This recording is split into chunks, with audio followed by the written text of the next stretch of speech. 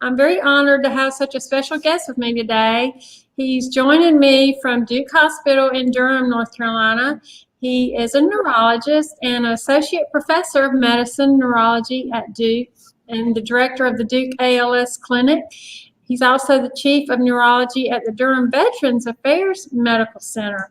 He's won numerous awards, including Best Neurology Teacher at Duke, Healthcare Hero, Strength, Hope, and Caring Award, and America's Best Doctors, the American Academy of Neurology's Kenneth Viste Jr. MD Patient Advocate of the Year Award, and the ALS Association's Rasmussen Award for ALS Patient Advocate of the Year. So he's won a lot of stuff that I can't even pronounce.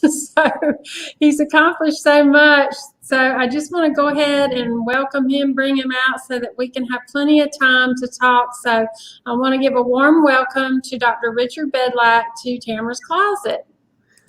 Thank you, Tamarah. Thanks for having me. Yeah, I'm very excited that you found time to be. I know you're a busy man, and I always like to start way back so that people can find inspiration and learn a little bit more about you, because I believe it's important, for people to see how we find our paths in life.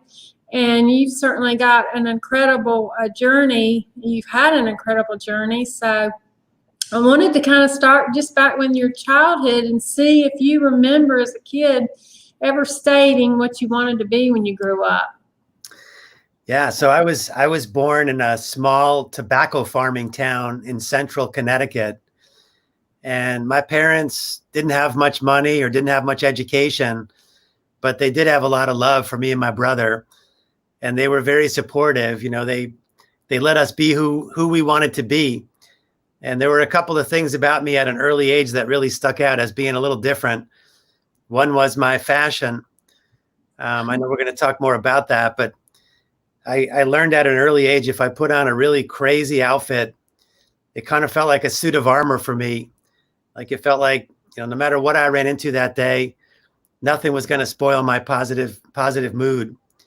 And I also noticed that it rubbed off on people around me, that if I had something really wild and fun on, they were more likely to smile and say, look at this guy's crazy outfit, as opposed to picking on me.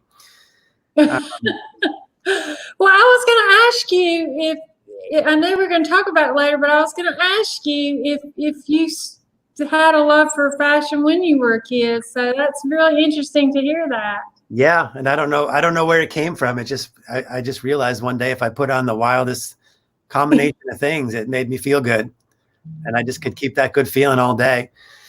And then the other odd thing about me was at a very early age, I developed an interest in the nervous system. And really, it was before I even knew what the nervous system was. I remember being real little, and my brother and I were wrestling in the backyard, and I kind of rolled him down this hill, and he got up and he was dizzy, kind of like staggered around. And I said, what was that? So I rolled myself down the hill and experienced vertigo and wondered, like, why is this happening? And this was, long before the days when you could just pull out your phone and Google whatever you wanted. I remember, being out in public with my parents and saying, Mom, why does that guy walk like that? Why does that person's arm shake like that? And, she would say, I don't know, but I know where you can find out. So every Saturday she would take me to the library, and I'd have to kind of pour through the encyclopedias and books to try to see if I could understand these things that I was noticing in the world. And I just always gravitated all through my school toward anything that would help me understand, the connections between the nervous system and what people look like or how they behaved. That's impressive that you did that at such a young age. I can't even imagine, being fascinated with that so young. But your parents, obviously they were very supportive because your mom took you to the library. Did anybody in your family have any interest like that? Or was that just something out of the blue for you? It was just totally out of the blue. I mean, the clothes and the interest in the brain were just totally out of the blue. I was the first person in my whole family to go to college, much less go to medical school. So I don't know where it came from. It just seemed like I was born different in those ways. Well, that's good. So would you say you were, and I think I already know the answer to this, but would you say you were usually a pretty happy child and positive most of the time? Yeah, I mean, one of the things that serves me well to this day is that I've always had the ability to look at the glass as being half full instead of half empty, and I've always had the ability to say, no matter how bad the situation is, like, what can I do about this? Not get dragged down by what I can't do, but what can I do about this? So those things are very helpful in the field that I chose. Well, what were one of your parents sort of like that? Did you pick up that from one of them, or Yeah, I think they were both generally happy people.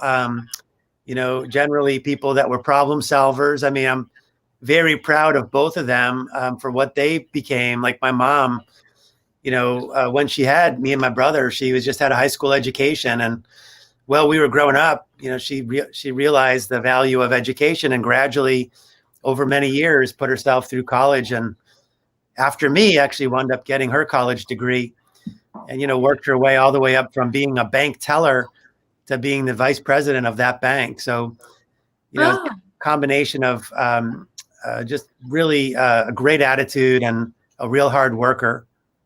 wow, that's really great. I mean, that's great and that they were so supportive of you too and encouraged you to go to the library. I think that's really that had to have helped you very early in life, and that's really great.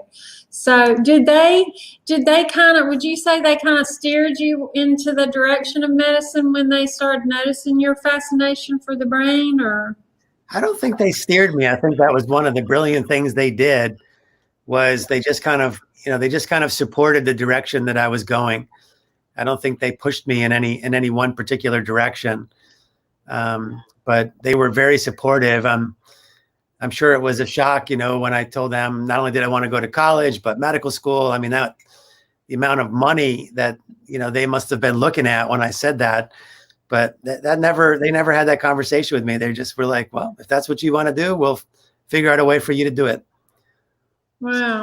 So you were but it sounds like they were ambitious as well. I mean, that so you've probably got that from both of them, I would say.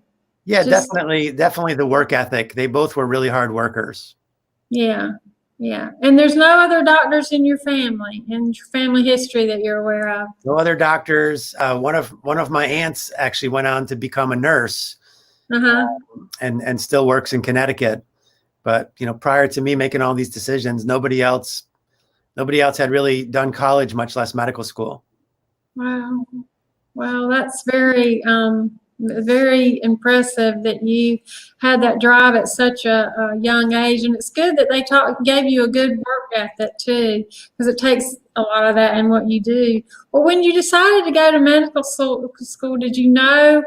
Well, I guess you did what you wanted to do. Obviously. So I didn't. So I knew by that point that I definitely wanted to have a career that involved the nervous system, but I was still undecided about whether I wanted to be a neurologist or a neurosurgeon, or whether I wanted to have a lab and do basic science research in the nervous system. And so, when I finished college, I was sort of trying to decide which path do I take. And I recognized that there were certain programs around the country that had MD, PhD programs where you could spend, 4 years doing your medical school and then 3 or 4 years doing your PhD. So to me, that looked like a great option because I would get a lot of experience taking care of patients with different kinds of neurological problems, but also, working in a lab for several years. And I figured, when I was done with all that, I would know what I wanted to do. And that was true. I mean, I'm really glad I did that program. I enjoyed my time working in the lab, but I realized I like to be around people. And in the lab, I felt very isolated. It was cool to be able to use my creativity and design experiments and then, change the experiments based on observation. I love that part of it, but there's a lot of isolation and there's a lot of delayed gratification. Like you may go 6 months without a positive result in research. In the clinic, every single day, something really positive happens with a patient. So Right. But you were interested in the brain, but then you wanted to, because I was always confused about, and I know you know the show House from years ago. I Yeah. mean, wasn't he a neurologist? Isn't that sort of, but Uh-huh. when I watched that show, I just thought a neurologist diagnosed everything, but apparently they, pick a certain field to specialize in from that. You don't just diagnose all different types of diseases. Well, it depends. There's lots of different, kinds of neurologists. So general neurologists, they do actually. They have a very broad knowledge of neurology, and they'll take care of any kind of neurological problem. But then there's also people who decide to really subspecialize, sometimes in one part of the nervous system or sometimes in one disease. And as I had made my decision to go into neurology and I came to Duke, I mainly came here because I thought, I really want to build a clinic for people with some rare neurological problem where I can assemble a team that would give them options. And I really want to build a research program, a clinical research program around that disease. I just didn't know what disease yet. And it was like about halfway through my residency here that I saw my first patient with ALS. And I just remember, my jaw dropping when I heard the story, and I saw all the findings on that person's exam. And then I remember, my attending coming in. You learn under an attending when you're a resident, the more senior physician that teaches you. And that person came in and said, well, this is what we call it, but we really don't know what causes it. And there's really nothing we can do about it. You just have to go home and get your affairs in order. And I just remember just being stunned by those words. How could I be at one of the best places in the world? And, this is the late 90s. How could we not know more about this or have more ideas about how to treat it? And I just drove home that day and I said, there's got to be a better way. I think this is the disease. I think I'm going to try to stay here at Duke and build a program that will give people options for living a longer and better life, and build a research program that gives them some hope. Right.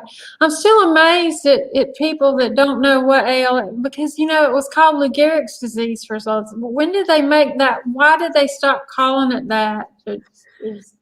I don't think they've ever really stopped. I mean, so what happened was, in the late 1800s, a French neurologist named Charcot was the first person to sort of recognize this and, write up cases of it, and actually gave it the name. And the name amyotrophic lateral sclerosis, it actually means something. So trophic means growth, myo means muscle. So the first part of it, amyotrophic, he thought that his patient's muscles were shriveling up because they were losing some sort of growth factor.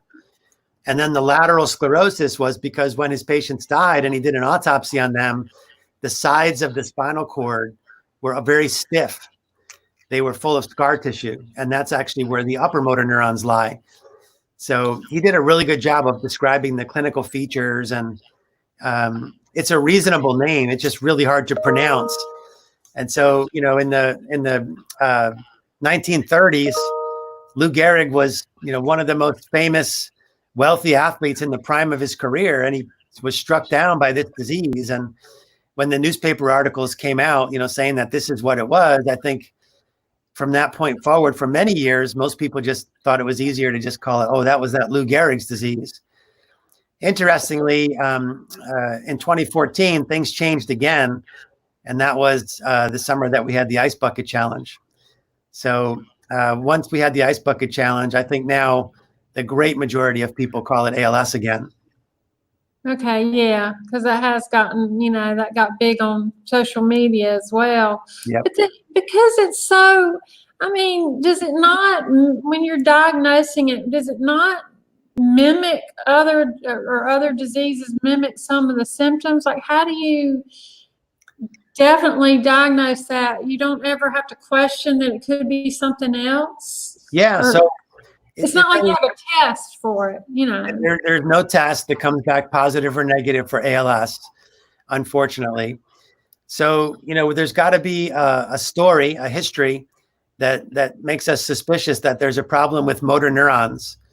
There's got to be certain findings on our neurological exam that tell us that there are problems with both the lower motor neurons, and those findings include atrophy, twitching, and weakness, but also findings that tell us there's problems with the upper motor neurons, and that's increased muscle tone and increased reflexes. And so by the time we do the history and the physical exam, we're pretty sure there's a problem with the upper and lower motor neurons. And there's not many things that can cause a problem in just that part of the nervous system. It's a very short list of things. And, depending on the patient's past medical history, there may be a very short list of things that we do to check for mimickers of ALS. Now, if it's real early in the course of the disease, the list will be broader, because sometimes people only have very focal findings in the first few months of this. But those people rarely ever get to see me. It's usually more than a year into their symptoms when they finally get to see me. No, why is that? Like, why just... Yeah, it's actually a great question and a big problem. So the way this typically happens is a person will develop gradual onset, painless weakness, usually in an arm or a leg. And so they might say, looking back on it, I noticed that several months before I saw the doctor, it was getting a little harder to turn the keys in my car. Or I couldn't run quite as fast, and I noticed I didn't have quite the spring in my right leg that I did before. And most of the time, because it comes on so gradual and it doesn't hurt, people just try to ignore it. They just try to maybe say, I'll just rest. I'll get a different pair of socks. I'll try to get a different keychain, something to try to compensate for what they think is not a very big problem. And then after 2 or 3 months, they see their primary care doctor, and primary care doctors are taught, to look for common reasons for things, which is totally appropriate, because there's a lot more common reasons for, weakness in an arm or a leg than ALS. And so the most common reason would be, a pinched nerve. And so they'll typically say, well, it's probably carpal tunnel, or it's probably a pinched nerve in your back. Let's try some anti-inflammatories. Let's try some physical therapy for a few months. Totally appropriate. Then the patient comes back and they're worse. So then some pictures get taken. Usually the entire spine gets MRI'd. Oftentimes there's a disc out of place or a bone spur somewhere, and that'll prompt a referral to a surgeon. And if it's a really good surgeon, right away they're going to say, this doesn't make sense for a pinched nerve. It's usually pinched nerves are painful. There's sensory loss. The patient doesn't have pain or sensory loss. This abnormality on the scan is in a totally different place than where the weakness is. If it's not a very good surgeon, they'll just operate. About 15% of everybody eventually diagnosed with ALS has a surgery that they didn't need. Usually it's a carpal tunnel release, or it's a neck or back surgery, and that delays things even more. Wow. And so now, we're out to somewhere between 8 and 10 months when they see their first neurologist. And the first neurologist is usually pretty good at doing a history and an exam and saying, in the notes, they'll say, I'm really worried that this could be ALS. Now, how does that conversation go with the patient? I don't know. I do know that most patients, when they get to see me, are not aware that they probably have ALS. They're aware that that may be something that someone mentioned, but they're thinking that it must be something else. And I don't know if that's because the first neurologist is not that confident because they don't see that much of this, or if it's because they don't have the time to really break the news and answer all the questions. It takes me, 90 minutes or more with a new patient to do the history of the exam, but mostly to talk about this and answer all the questions that the patient and family have. Yeah, because when I was referring to the show house, that's what I was seeing, that because it seems like what you do it is a lot of ruling things out and asking a lot of different questions, and that's why I brought it up, because I had just recently started watching it again. Yeah, it's all about, for neurologists, it starts with localization. Yeah. It's kind of like the process that a mechanic goes through. If you had a car and it was making a noise, you would bring it in and they would ask you, well, describe the noise, when does it happen? How often? Then they would take the car out for a test drive. And the purpose of all that is to figure out, is this noise coming from the engine, the wheel, the trunk? And once they have a location, they can narrow down specifically what it is. And that's what we're doing with our history and our exam, is we're localizing the problem to the motor neurons. And then once we've localized it, depending on how far spread it is, there may be a very short list of things or a little longer list. Right. Are they working towards, and I don't even know how you do this, toward a test that Is that something they work towards, a test that would tell you in a much quicker way? Or Yeah, they are. And it's a really interesting problem because, first of all, we haven't found a test that's 100% accurate. And so the question comes up, well, how accurate does it need to be? Is 90% good enough? Well, I don't know. I don't think we want to, be running around telling people they have ALS when 10% of them don't. So I think we need to strive for a test that's more accurate. And then the other part of it is, if we get that test that's 100% accurate, who's going to do the test? Like, let's say we had a test that only cost $1.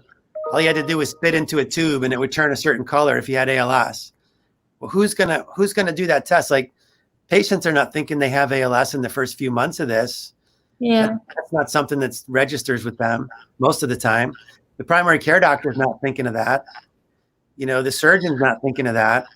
The first neurologist is thinking of that, but the question is, do they want to order the test? Because if it comes back positive, then they got to sit down and have that long, difficult conversation. So it's even more complicated than not having a test. It's where would the test be used? But people are working on it. And so, in the next few years, I suspect we will have something. I don't think it'll be 100% accurate, but it'll probably be more than 90% accurate. right. Is the floppy, because I know about the floppy foot, is that a common symptom, early symptom? It is. It is. There's, we talk about 3 different regions of the body with ALS: the lower extremities, the upper extremities, and the bulbar region. And so about 1/3 of the time it starts in the lower extremities, and foot drop's the most common way there. 1/3 of the time it starts in the upper extremities, and weakness in one hand is the most common thing there. And 1/3 of the time it starts in the bulbar region, where people start having trouble with speaking and swallowing first.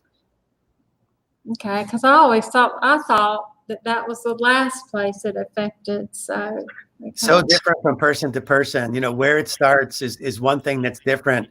What causes it is different. The pattern of spread, the speed of spread. There's a lot of variability between patients.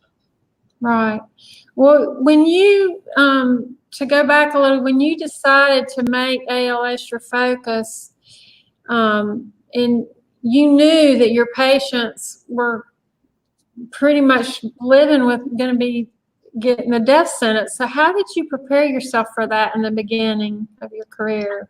So it goes back to what I said in the beginning about me. Just for some reason, I've always been able to see, that glass that's half full, and to be somebody who can think about, what can I do, not get down by, what I can't do. And so I never really, going into it, I never really thought about ALS in the way that you just described. I thought about it as, there's a lot of opportunity here to help people. There's a lot of things we can do that are not being done. And there's a tremendous opportunity for someone who wants to do research, especially someone who may want to think outside the box and do some things that are a little bit unusual, to give people options here that they can't get anywhere else. So I'm still very excited about being able to do that. That's one of the main things that gets me up in the morning, is the idea that I'm going to go in and be able to give some new options to people that they never had before with this disease. I think that's wonderful. And I know you head up the ALS Untangled group, and I wanted you to share a little bit about what this group does and how you use social media to bring the patients and the clinicians and all the alternative treatments. I read a little bit about it, but I wanted you to share about it. Yeah. So like everything else in my life, this is something that I never really appreciated the need for before I saw it with my own eyes. Like, in the first few years of my ALS clinic, I was really kind of focused on, building the team, learning about all the different things that we had to measure, and, what options were offered depending upon the measurements that we made. And I became satisfied after probably 5 years or so that we were doing as well as anybody in the world as far as all the things we could offer. And then I started to realize, in spite of all that, it looks like patients are coming back to clinic with like bags full of things that they bought on the internet to try to fight their ALS, nutritional supplements and things like that. And I started to ask around, is anyone else seeing this? What are other people doing about it? And it seemed like most people had noticed this, but it didn't seem like there was any clear consensus about how to handle this. So some of the some of the folks that were doing this longer than me would just be very paternalistic about it. They would just tell patients, that's a bunch of junk. You shouldn't waste your money on that. If it worked, we would all be doing it. And others would be very hands off. And they would say, well, nobody really knows. You already have ALS. Why not? Why not try it? And, to me, neither one of those really felt right. Neither one of those types of responses, because I just felt like, patients were really interested in these things. And that I had some training and some experience that I might be able to use to help guide them toward, products that maybe made more sense than others, maybe were a little safer or less expensive than others. And so that really was the genesis of it, was, how can we get together as a field and help patients make more informed decisions about all these different alternative and off-label treatments that are advertised on the internet. And we had no template for this. Nobody else was or still is doing this in any other field that I know of. And so we had to kind of start from scratch. I first put together a team that wanted to work on this together. And that team is clinicians of all types, as well as, other people that are trained in science, including some patients who are scientists that are part of our team. And we now number 130. There's 130 of us working on this from across 11 different countries. And we had to create like an infrastructure, a system for doing this. And so that, we started with a website, and part of the website is a virtual bulletin board. So, if tonight you said, hey, I wonder if eating dandelions helps ALS. Well, you can send me a message either through email or Twitter. I'll put it on the virtual bulletin board, and, we'll allow people to vote. And if it only gets 1 or 2 votes, we may never get to review that, because there's over 500 things already that people have asked us about. But if it gets a lot of votes, like some of the things that are on there have over 1,000 votes, we'll get to it in the next few months. And when I say get to it, we had to sort of develop a whole objective system for how we go about reviewing each one of these things. In fact, we created something called a table of evidence. So each review is built around 5 different categories. The mechanism. And so that is like, what is this supposed to do? Does it do something that makes any sense for ALS? Second category is the preclinical data. Has this thing ever been given to any model of ALS, like a cell model or an animal model? And if so, what happened? The third category are cases. Are there any people that we can find in our clinics or online that say they have ALS and that have tried this? And if so, what happened to them? The fourth is trials. Did anybody ever do a clinical trial of this thing? And then the last is risks. What are some of the bad things that could happen to people who try this? Like, what do you know about it, even in other fields? Like, if it's never been studied in ALS, was it ever studied for anything else?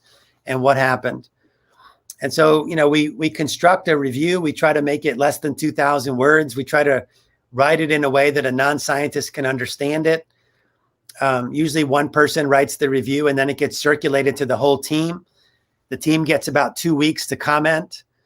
All those comments are, we try to reconcile those into the draft. And when we have something that we all agree on, we send it into a journal. And the journal does one last review, and then it gets published.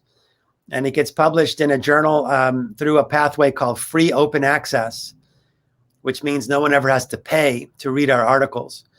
So now, if a patient comes in and, after I spend time investigating whether dandelions help ALS, somebody comes in, 6 months from now and asks the same question, I could say, hey, guess what? We spent time on that and we wrote this review. And this is what 130 clinicians from 11 countries think about dandelions and ALS.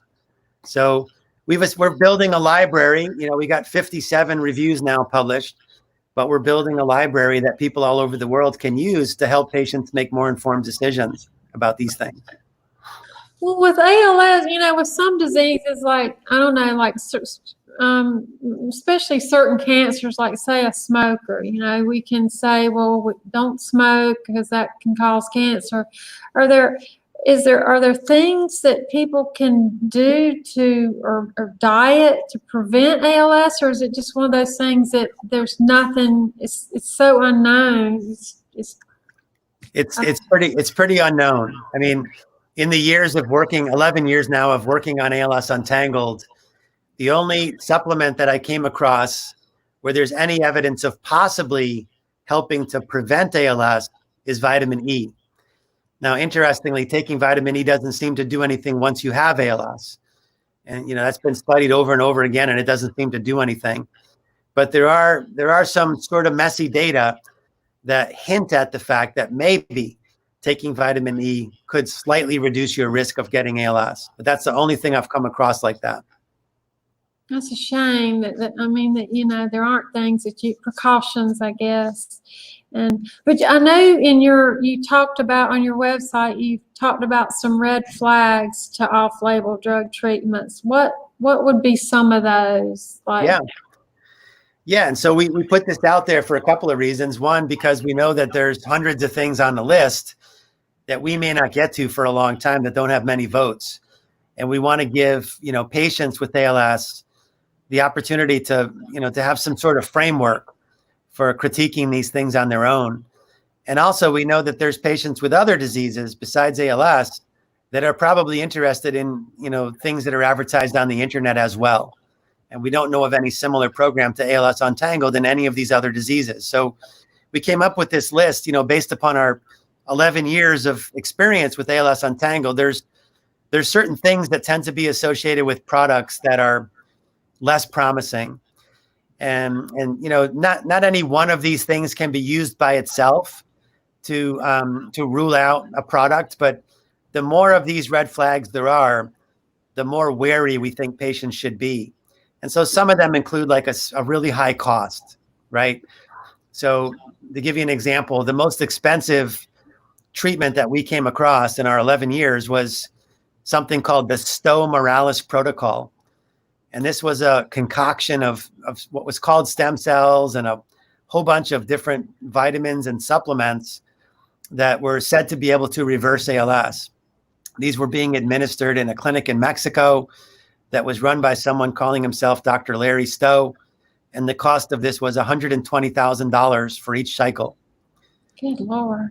And, 60 Minutes actually got involved in that particular project. They did their detective work, things that we don't normally get involved in, to show that Dr. Stowe actually wasn't a doctor. Dr. Stowe didn't actually have a medical degree.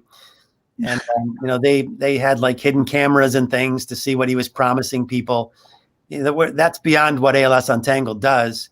But we critique the science of it, and it didn't seem very scientific. It didn't seem like that ever, had any preclinical data. It didn't seem like there were really any cases we could find of people benefiting. It seemed very risky. So, it got really low scores. And, I think all of us have this belief that something that's more expensive is probably better. And what I would say is, when it comes to these things, not necessarily. If a person wants to give a patient an unproven treatment through something called expanded access, regulators like the FDA do not allow companies to make a profit on that. You can only charge what it costs to make. And the reason is it's believed to be unethical to make a profit off, people with a terrible disease like ALS when you don't know whether the thing that you're selling them does any good or not. And so that's one of the red flags. Another big one is, when the person who's selling the thing is not actually doing any measurements. So we often see this with stem cell clinics. Like, there's a lot of so-called for-profit stem cell clinics out there around the world that, if you give them $20,000 or $50,000, they'll inject you with what they call stem cells. And, a lot of their websites at least hint at the fact that it's really helping people with ALS and that there's no side effects. But then you talk to people who go there and you say, well, how often do they see you back after the stem cells? Never. How can you say something is working and safe if you never see patients back and you never measure anything? So that's a huge red flag when somebody wants to sell you something and they never want to see you again. Another one is, when the person doesn't seem to have any history of or any plan to ever gather their measurements and present them anywhere. This is how science moves forward. Whenever we study something, we gather the data, we put it together into a talk, we present it at a meeting in front of our peers, we try to get it published. And, that's really kind of how science moves forward through what's called, the scientific method and peer review. And this is open to anyone. It doesn't discriminate. It doesn't care how much money you have or how many degrees you have. If you do good science and you present it publicly, people are going to take notice. And that thing is going to move along in the development phase and maybe eventually be something that we all use. But on the other hand, if you don't do that kind of stuff, then I think we have to regard it with suspicion. We've not found any product so far that was useful to people with ALS that wasn't developed scientifically and having been gone through peer review. That's really important. Yeah, I know. I can't believe they do these things and don't follow up. It happens all the time. Yeah, that's really scary. Are you allowed to share any of the alternative methods or are they still in the works? Or oh yeah, I mean, you mean the 57 different things that we've reviewed? Yeah, or like have you? Yeah. Yeah, I mean, I'll tell you a couple of stories about. I'll just select two of them. Okay. So a few years ago, I got really excited about a supplement called Lunasin. This was a peptide that was derived from soybeans, and it had a lot of interesting things that it could do. In test tubes and cell cultures. A lot of mechanisms by which it could help someone with ALS. There wasn't any kind of preclinical studies of Lunasin and ALS, but there were some really interesting case reports, including a person from the Northeast who had a YouTube video saying that, he couldn't speak and he couldn't swallow, and his family found this product online and he started taking it. And then the next few months, his speech and swallowing came back to normal. So that's very unusual. So, I found this person and he was kind enough to send me his medical records, and he was right. I mean, I really did go through the records with a fine-tooth comb, talked to his doctor. He really seemed like he had ALS, and he really seemed like he got better, along the same time that he was taking this. And so I thought that was promising enough to spend a few years, raising money, building a trial, developing a protocol, getting all the approvals to do a trial of this, getting a lot of collaborators, getting IRB approval. And we did. We wound up doing a 50-patient trial. We put 50 other people on this supplement for a year. And unfortunately, no one else had any evidence of benefit. And in fact, we saw lots of side effects, including we had cases of constipation so severe we had to hospitalize patients. Oh, my. The supplement that at first glance seemed like very promising and safe did not, under further scrutiny, look like it did anything positive for people, and it didn't even seem safe. So, I mean, I think, with ALS Untangled, we can get a rough idea, but ultimately to know for sure, we have to do trials. And so the latest supplement that I'm interested in enough to do a trial on is something called Therakermin. So this is a sort of similar story. I mean, somebody asked about this. It got enough votes to ultimately review. During the review, we learned that it has a lot of promising mechanisms. It's a form of curcumin, which is an ingredient in spices like turmeric and curry powder. Really? And it's got antioxidant properties, anti-inflammatory properties. It can block the clumping of proteins. It can even alter something called the microbiome, which is the family of bacteria that live in our guts. And that's a real hot topic now in ALS. So this can do all those things. And there have been clinical trials in other countries of similar supplements, curcumin supplements that were positive in ALS. But the biggest thing I got excited about is that 6 people who were on some form of this with ALS had their ALS reverse. In other words, they recovered significant amounts of lost motor function. So not just 1, 6. Now, that does not mean that this product reverses ALS. It may just be a coincidence, but it's enough for me to spend, 3 years of my life doing a study of that supplement. I'm excited enough about it where I really want to study it carefully to see if it really does make anyone better. Oh, that's amazing. Well, it's good that you get excited about these things and that you're able to follow through with them.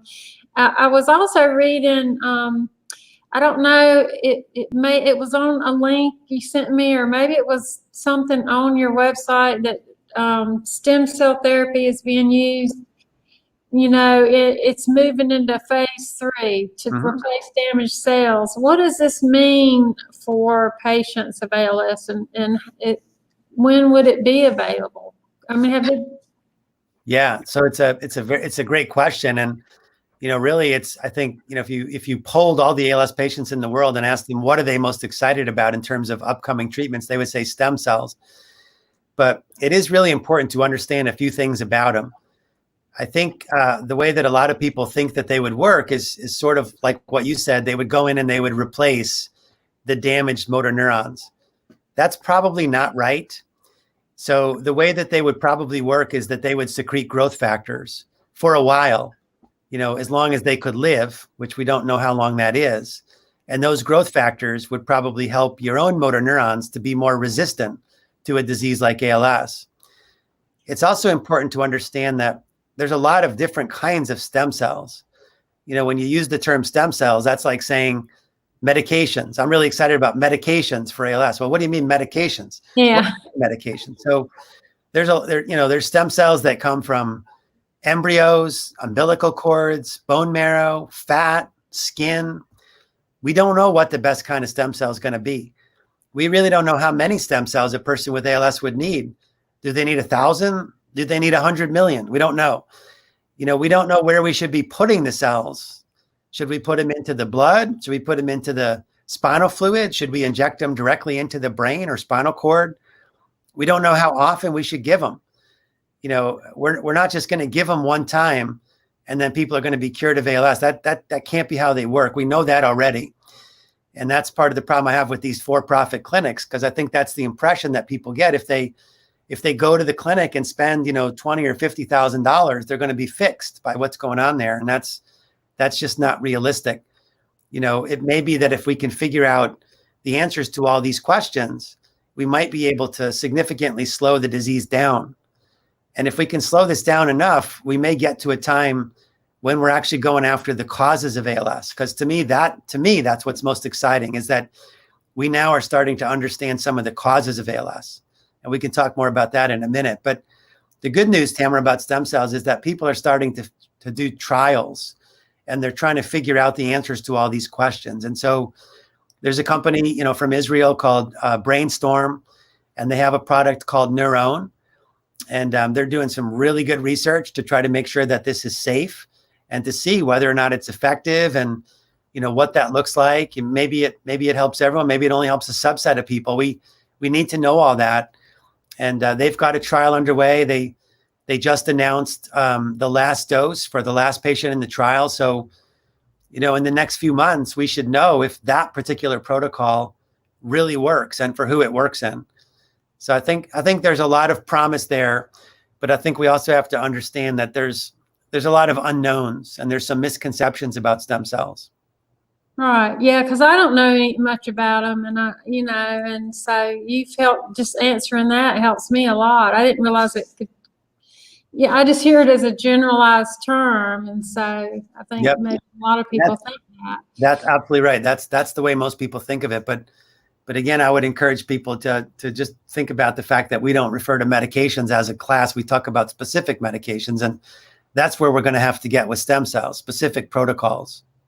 Yeah, and so that was my next question. You mentioned that because I was going to say, how much does science know about what causes ALS? And you were saying you know more. So yeah, we know so much more. This is one of the greatest things about the last 20 years for me, is watching how much we've learned about causes. So it's very clear now that there isn't just one cause. We actually group the causes into two categories: genetic and non-genetic, which we also call sporadic. About 10% of everyone with ALS has their disease because of a bad gene that they were born with. And we now know of more than 30 different genes that can cause ALS. So there's 30 subtypes of just genetic ALS. And altogether, that's only 10% of the disease. So when we get to the bigger chunk, the non-genetic or sporadic, there's not just going to be one thing that causes it there either. There could be hundreds of things.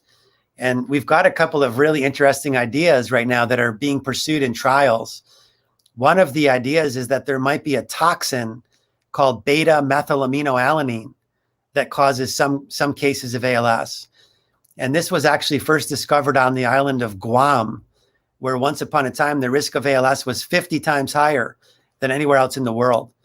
And people flocked to the island. They were like, what is going on? Why are so many people getting ALS here? And they noticed that when the people of that island died, their brains were full of this toxin. And so they started to scour the island to figure out, where is this toxin coming from? And they found it in seeds, and then they found it in flying squirrels. And sure enough, the people who were dying from ALS would eat those seeds and those squirrels. And over the years, through education and through the extinction of those squirrels, the risk of ALS dropped, but it never went back down to zero. It's still 5 to 10 times higher on Guam than it should be. And so they went back to say, is there some other source of this toxin that we've missed? And sure enough, there is. Blue-green algae make this toxin. Really? And I remember being at the meeting where that was presented, and everyone's jaw just hung open, because outside of Guam, there's not a lot of consumption of these special seeds or these special squirrels, but there's blue-green algae everywhere. And so people came home from that meeting and they started to look in their autopsy banks. And sure enough, some people who never left the United States and died from ALS, their brains were full of that toxin. And then they started to do studies to look at how common ALS was around bodies of water that were full of this blue-green algae. And sure enough, it seems to be increased. Like in New Hampshire, there's one lake where the risk of ALS within 5 miles of that lake is 25 times higher than anywhere else in New England. And so this looks like it's going to be a cause of sporadic ALS. Now, the question is, what can we do about it? And so there are a few scientists that have an idea that maybe there's an amino acid called serine that can block the effects of this toxin. And there's some evidence for that in our animal studies. And so there's a clinical trial now going on of a supplement, which is called L-serine. And again, that's one of the things that we've reviewed with ALS Untangled that we think is very promising and warrants a trial. And someone has that trial underway. And then there's one more theory I just wanted to mention. There's a theory about a special virus, a retrovirus, which is called HERVK, HERVK. That stands for Human Endogenous Retrovirus K. And this theory actually started, probably 30 years ago, when we started to recognize that some people who get HIV also get something that looks like rapidly progressive ALS. And as we developed better drugs for HIV, we noticed that sometimes when we treated the HIV in these patients, the ALS-like disease went away. And so that suggested a relationship. And so we all started to look, is there any other virus like HIV that our patients have? And we didn't find it for a long time. And then somebody named Dr. Nath at the NIH asked the question, what if it was a retrovirus that was living inside all of us for generations that got reactivated? I had never even heard of this before, but we all have retroviruses in our DNA that our ancestors put there. They got infected with something, and if it didn't kill them, it was part of them. And they passed it on, to our grandparents, and then our parents, and then to us. They're called endogenous retroviruses. And sure enough, there is some evidence that the reactivation of this retrovirus is much higher in people with ALS than it is in healthy controls. You can take this retrovirus and put it into mice and produce an ALS-like disease. And so there's a really cool clinical trial going on now at the NIH where if you get accepted, they'll check your blood. And if you have this retrovirus, they'll treat you with the same kind of drugs that we use for HIV to see if knocking this retrovirus down makes your ALS better. So I think it's just so exciting when we're actually going after causes. And, we're going after the genetic causes too. We've got several things in trials that are gene therapies. So I feel like when we go after causes, we actually, for the first time, can talk about cures for some people with ALS. I don't think there will be one cure any more than there's one cure for all of cancer. There's going to be cures for the different subsets of ALS. And I think we're going to start seeing them in the next few years. Oh, that's wonderful, though. But I could have sworn blue-green algae, when you were talking about that years ago, had good properties, or they believed it would help cancer patients or something. Did I just make that up? No, you didn't. So actually, one of the supplements that we were asked to review and finally did review is something called spirulina, which is a form of blue-green algae. Many people take it as a supplement, just for general health. And, one very important question that we were never able to answer in that ALS Untangled review is, has anyone actually ever checked spirulina for this toxin, BMAA? Don't know. Haven't been able to find the answer. So it wouldn't be a supplement that's high on my own list just because of that theoretical connection with BMAA and with an increased risk of getting sporadic ALS. Yeah, I wouldn't know. But that's amazing, though, that you're making that progress, because, like you said, if you can find the causes, you can better find a cure. So Yep. that's exciting. Well, I have to ask you this, because what's different about certain cases, like Stephen Hawkins, people that have lived a long time with Yes. why would he live so long and most people don't? Or it's the question that keeps me up at night.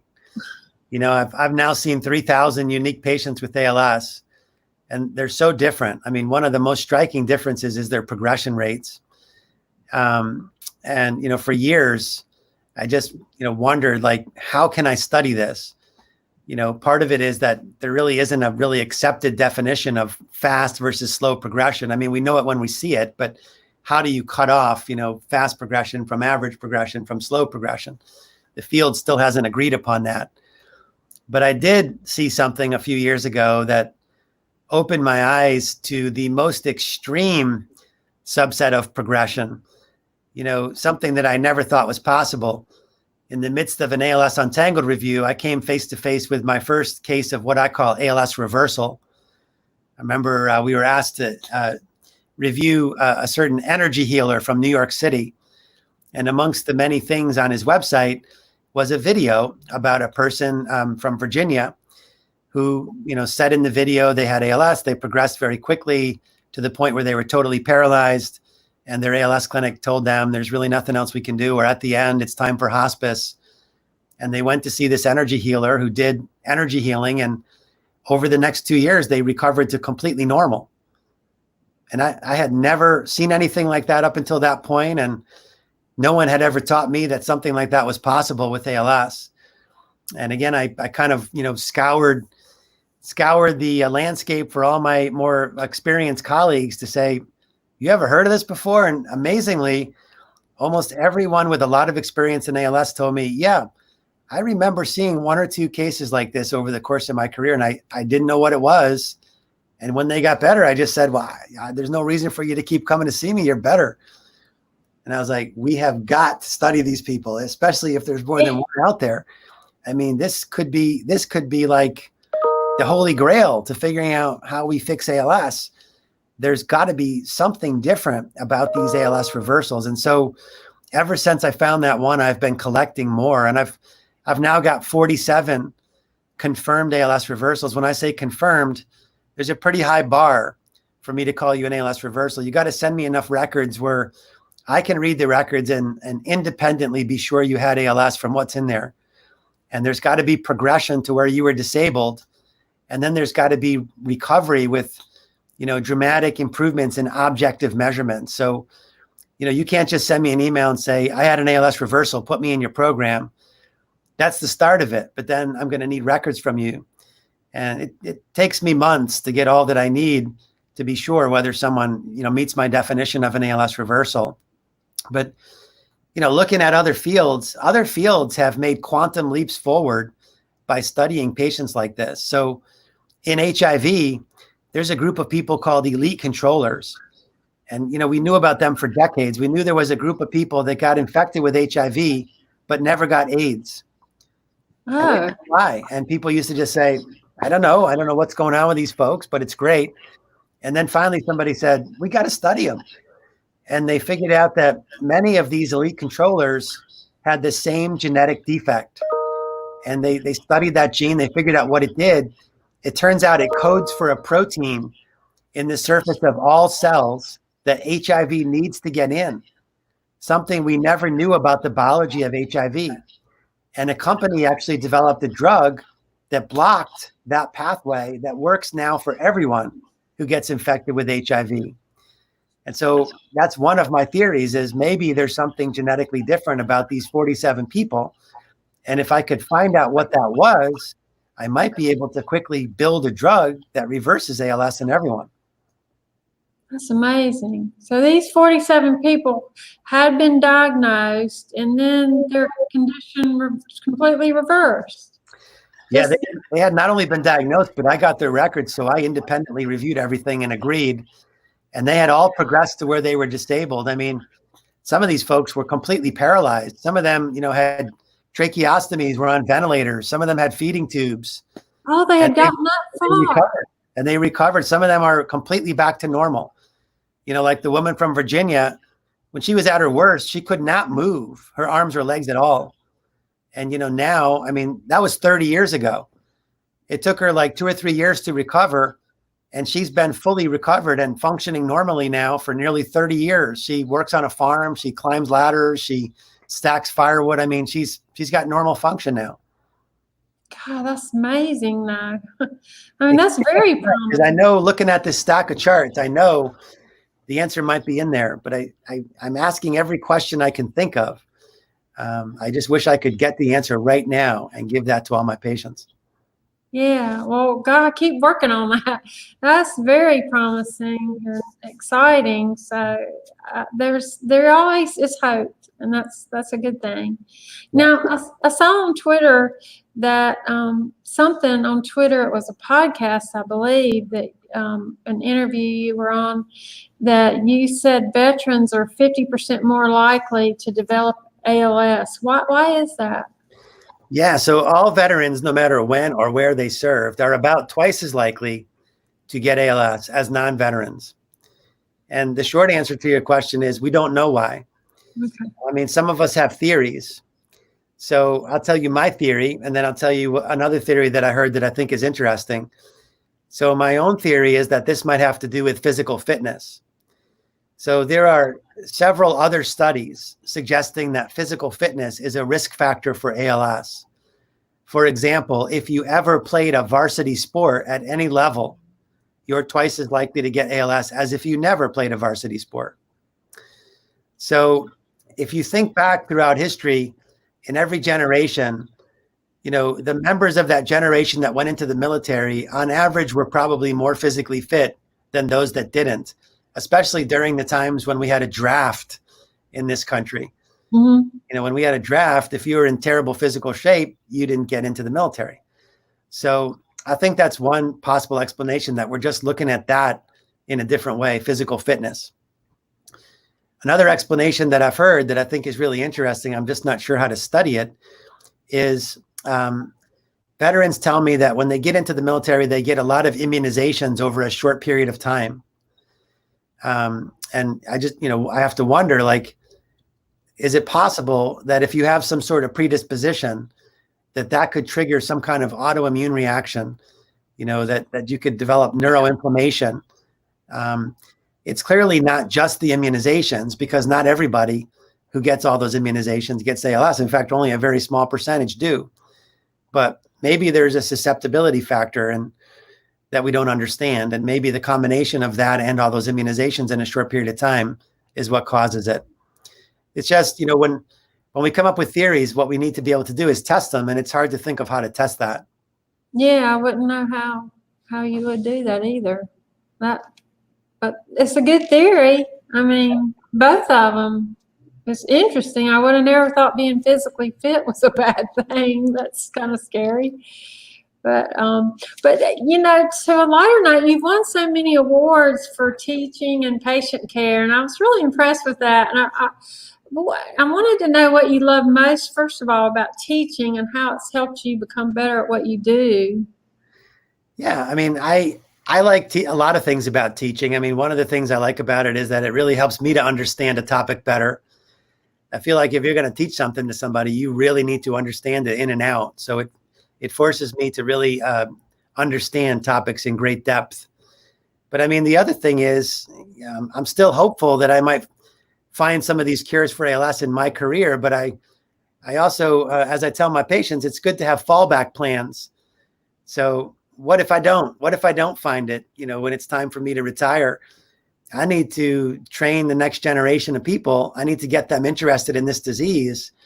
I need to, get them to understand, why it's important to do multidisciplinary care and to think outside the box and to be able to offer people options, and, why hope, and enthusiasm are so important when you're taking care of people like this. I mean, I feel like I have a lot of lessons that I've learned over my career that I want to make sure I pass on in case someone has to take over for me someday. Oh, well, that's wonderful. Is out of the awards, is there one that you're most proud of, or maybe that touches your heart the most, or that says the most about who you are, I guess? Well, I love the Patient Advocacy Awards. I mean, that is something that I never thought about doing. Like when I started all this, I never thought about, working with my patients after hours, nights and weekends to try to change laws, to try to change the way things are done in medicine and research. And it's become a huge part of my career. I kind of feel, like I can help to empower people with this disease to have even more options through advocacy. So, I mean, for example, we work together, ALS Association, thousands of patients work together to get Congress to start a national ALS registry and to start a research program through the Department of Defense called the ALS Research Program. And so these are opening up lots of new options for patients that weren't there before, and they're also moving the field forward. So, I mean, I really do enjoy that part of what I do. And, for someone to think that I'm good enough at it to give me an award, I mean, that's a win-win. I mean, I do it because I love it, and getting an award is just like icing on the cake. I mean, Sure. And I can tell, and that's kind of a crazy question, but so don't be shy. What do you think your patients like most about you? I mean, I like you, and you're not your patient, but what do you think? Well, let me tell you a story, and maybe this will illustrate it. So, there's times when I'm a lot more stressed out than others, with what's going on here in the clinic, with what's going on with, a group of patients, with what's going on with my own family. And I was telling someone the other day, it just seems like during those times, something happens that makes me realize I need to keep doing exactly what I'm doing, that I'm on the right path. So yesterday was one of those days when I was feeling extremely stressed.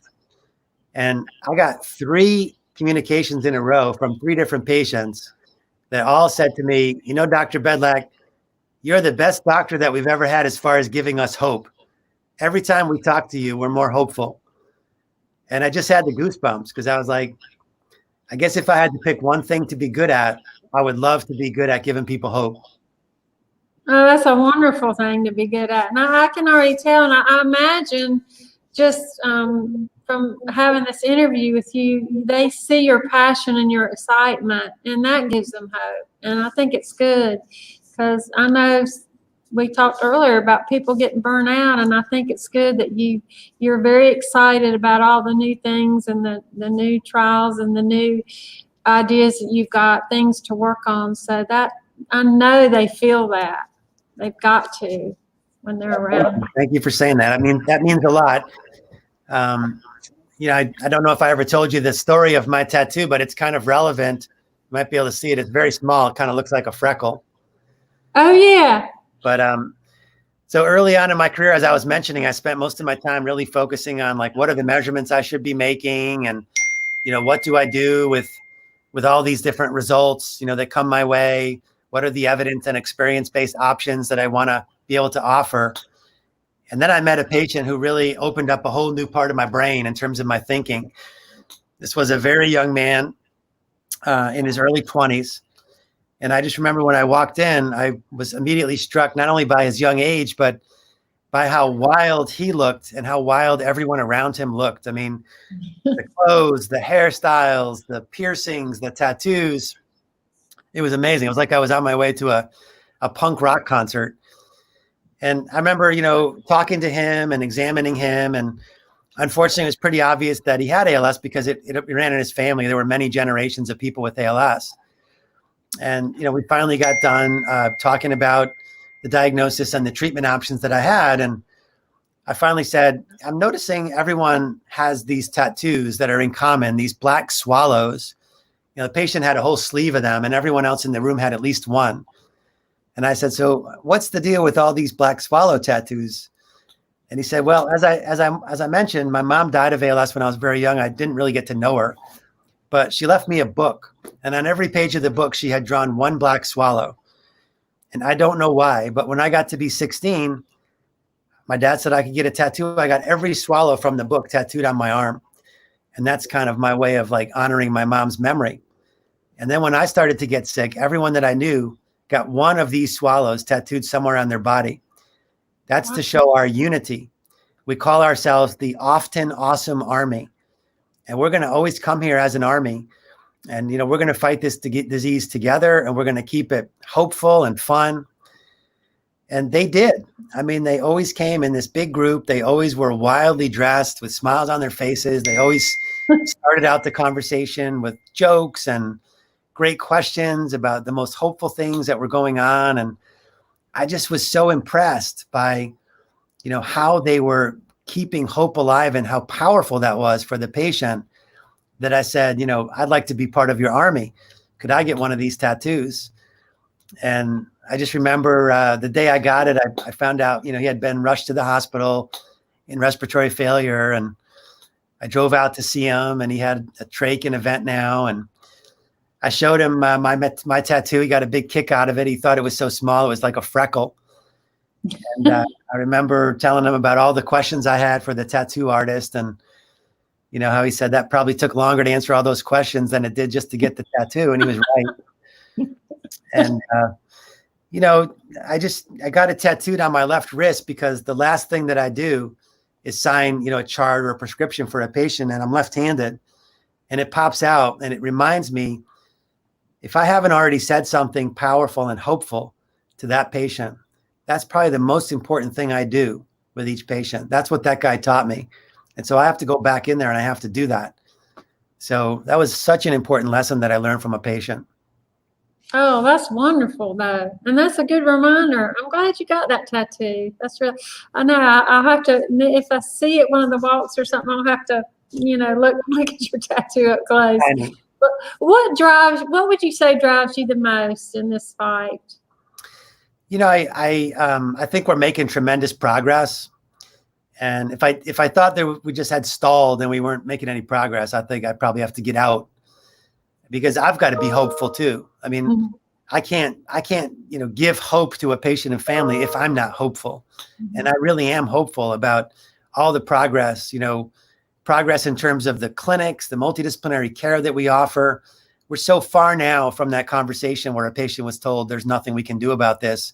Go home and get your affairs in order. There's always lots of things we can do. It's a matter of what the patient and family want to do.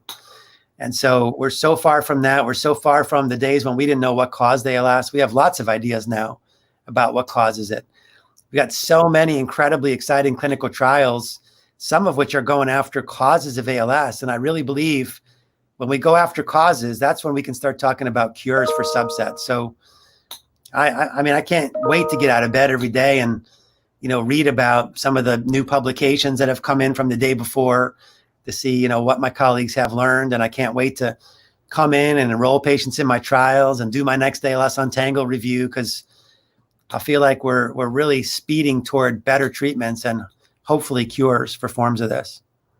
Oh, that's wonderful. It's wonderful to feel your excitement as well. And with all the stuff on the internet and the noise and we have access to that. When someone's newly diagnosed, especially someone who's just being diagnosed, how do people determine if they're getting good information or being misinformed? Yeah, I mean, it's a fantastic question. I think there are certain sources of reliable information when it comes to ALS.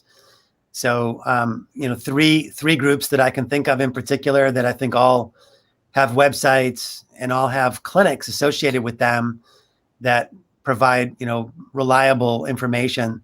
the ALS Association, the Muscular Dystrophy Association, and the newest group, which is called I Am ALS. I think that these folks are all, in this for the right reasons, and they're all putting out a lot of really good, accurate content, and they all have tremendous numbers of resources that newly diagnosed patients and families can benefit from. And I think, you have to try to find a doctor and a clinic that you feel comfortable in. There's unfortunately not as many of these multidisciplinary ALS clinics or ALS specialists as we need, but there's an average of at least one per state across the country.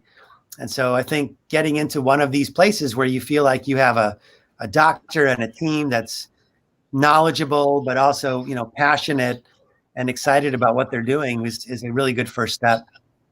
Yeah, well, that's great. I also saw in a podcast interview, I guess, or heard, that you were able to get grants where other colleagues haven't. How were you able to do that, and where did it lead you? Well, so there are lots of grants out there. It all depends upon what you're trying to do. So I do a lot of unusual research. For example, these ALS reversals are still considered controversial. Not all of my colleagues believe that these are real. Some of them believe that these patients that these people had some other diagnosis. And what I would say about that is, well, no one can win that argument right now. By today's definition of ALS, they had ALS. Their charts document the right things to call it ALS. Until someday when we get that test that's 100% accurate, yes or no one can win that argument. And so, to get money to study ALS reversals would be tough, because a lot of the people that would review my grants, like, an NIH grant or things like that, would probably be skeptical of these cases. And so the grants that I get to study them actually come from patients. And there's one family in particular associated with a group called the Larry Vance Hughes ALS Foundation, LVH ALS, that sponsors, most of my ALS reversals work. And then, I also do research that kind of pushes the limits of what clinical trials look like, sort of blurs the line between a trial and an expanded access program. Like, I'm trying to develop trials that almost anyone can get into, trials that everybody gets the treatment, trials where we don't have placebo comparisons, where we compare to historical controls. And that's very controversial in the scientific community as well. And so a lot of those kinds of trials are also funded by different patient groups. Like, for example, my upcoming Theracarmin trial is going to be sponsored by one family. Another trial that I'm doing that's got a very unusual design, a clenbuterol trial, was sponsored by another family. So I've been really blessed, to have families that come through the clinic that, not only feel like they're getting great care, but also believe enough in what I'm doing that they want to actually help me raise money for some of the unusual research that I'm doing. Yeah, well, that's great. I'm so glad that you're excited about all the research too, because I think that's got to drive you, because like you said, when you had a bad day yesterday, and to get those emails, we all need some kind of hope and motivation to keep pushing us forward. And it's good that your patients do that for you too as well.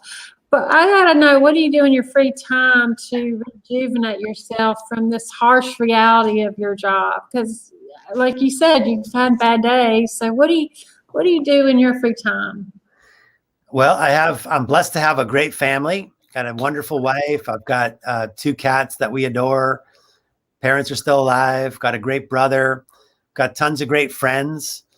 Right now, unfortunately, we don't get to spend a lot of time together. The one exception to that is a lot of my friends and I play golf. So that's one thing that we can still socially distance and do without a tremendous risk. But, we do connect a lot online, through teleconferences and things like that. So we still get to share a lot of great experiences that we're having. Uh-huh. And I love clothes, as I said in the beginning. And so I spend probably a lot more time than most people, watching the fashion shows that are happening in Milan and Paris and New York. And I've actually been able to befriend some of the designers. One of the designers became like so excited about the way I was using his clothes in my work, to try to maintain a positive attitude and maybe make the clinic a little less scary for patients, that he invited me to Men's Fashion Week a few years ago. He let me walk on the runway, and I got to meet the models and a lot of the fashion designers. So just incredibly exciting. Like, one of the things I'm really psyched about right now is getting ready to check off one of the last things on my bucket list. I've always wanted to design my own suit. And I've been thinking for years about, what would that look like and who would I want to do it with? And so I've become like really enamored with this old style of suit called the nudie suit, Nudie. It's a style of suit that was made by a guy whose name was Nudie Cohen. And he made it for country western stars like in the 40s and 50s. You've probably seen these suits in old pictures. They tend to be brightly colored. They have a lot of western details. But the real hallmark is they have a lot of embroidery. And those stars tended to have, things that were meaningful to them: wagon wheels, guns, horses. And we're starting to see that type of suit now appear at like award shows, like Post Malone, who's a rapper and film star, has been wearing nudie suits with symbols that mean something to him. Yeah. Lil Nas, who's a rapper, has been wearing nudie suits. And so I started to think about all the different symbols that have become meaningful to me over the past, 20 plus years of working in ALS, one of which is the black swallow that we talked about, but there's others. And so I'm actually going to work with the tailor that works with Post Malone and Lil Nas, who designs these modern nudie suits. His company is called Union Western, and he's out of Indianapolis. And so we've been going back and forth over the last few months with sketches and, with picking out fabrics. And so now he's actually got all that done, and he's working on the rough draft of the suit. And I've just got to figure out how to get out to Indianapolis and get the final measurements to get this bucket list fashionably fighting ALS suit, is what I call it, because it's all symbols about my fight in ALS. So yeah, and you use that didn't you say you use that to kind of cheer your patients up as well when you with? Yeah, I mean, like I said in the beginning, when I was a kid, I just recognized that the clothes not only helped me, but they seemed to almost disarm people around me. It made them smile, and I feel like that's still what happens when people come to the ALS clinic. I think they're a little anxious. Understandably so. They're going to be spending many hours with me and my team getting a lot of measurements. Some of the measurements might be worse. If they're worse, that might prompt some uncomfortable conversations about new options that need to be considered. And so wouldn't it be great if we could break the ice, before we get into the tough stuff, talking a little bit about the crazy outfit that I have on today. I mean, it seems to work with a lot of my patients. So that's a real bonus. Yeah, well, I can't wait. I can't wait to see your suit, because I know we talked about that before, and I think that's exciting. So I definitely want to photograph you in it. I definitely do. And so, because you designed it yourself, basically. Yeah, I mean, I put the ideas into it. I mean, thankfully I had a tailor who's an expert in this kind of stuff help me figure out where to place them and, what colors might work with each other. But it's been a fantastic collaboration. It really, it's been so much fun. I can't wait to see the final product. Well, I'm glad, and I think that's fun. And I think I noticed you right off by your fashion the first time that I saw you at one of the ALS events. So I think what you're doing is great, and keep doing it. And just wanted to know, what are some of the things that people can do if they want to get more involved in ALS or to help? I know there's the walks, but yeah, I mean, there's a lot of different events that, happen during a normal year, or this is not a normal year. But so again, those groups, the ALS Association, the Muscular Dystrophy Association, IMALS, each one of the clinics tends to have events, that people can participate in. And these events, one of the most important things they do is raise awareness of the disease, get more people to care about it. I mean, the more people that care about this, I think the faster we're going to get better treatments. Right. So I always encourage folks, try to put yourself out there, try to get your family and friends interested, try to make noise about this. The more people that care about it, the faster we're going to get solutions. And those events also raise money. It's not the main reason why we do them, but the reality is, to do any project, unfortunately, it costs money. So, to do these things, to study these ALS reversals and to do these unusual, patient-centric trials that we talked about, they cost money. So, right. So, well, I hate to end this today, Richard, but I want to thank you again for being here. I know you're busy. And is there anything else you want to mention that we didn't cover or announce? Yeah, I mean, just a couple of things I'll say. I would encourage, young people that are out there, who are thinking about a career in medicine, who may be a little bit hesitant about it, based upon some of the things that we're hearing about burnout. I mean, there are ways to make your career in medicine fun, and that, can help you to maintain your optimism and your empathy for patients. And a lot of those things rub off on patients and make their experience with you better too. So I would encourage people, think about what you love about yourself and find a way to incorporate that into your career. And, for patients with ALS, I would say, make sure that that there are things that can be done about the disease. There are many options now for trying to live a better and a longer life. And there's so many exciting things happening with research that I think it's really a time to be hopeful. Yeah. Well, I think this interview is going to help too. And I want to encourage the viewers. I want to thank them for their continued support of Tamarah's Closet. And I want to make sure you guys share the replay of this interview, because I think this interview gave me a lot of hope. And so I think the more we share it, more people can learn more about ALS and its progress, and just see your excitement and all the wonderful things that you're doing and that you've got planned.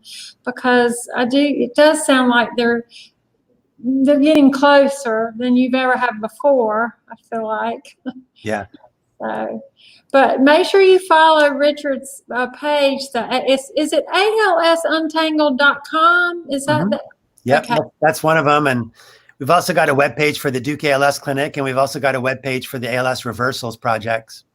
Okay, great. I'll make sure I get all that and put it at the end of the on the YouTube video too, Richard. I'll get all that from you and make sure that I post all those links under the video as well.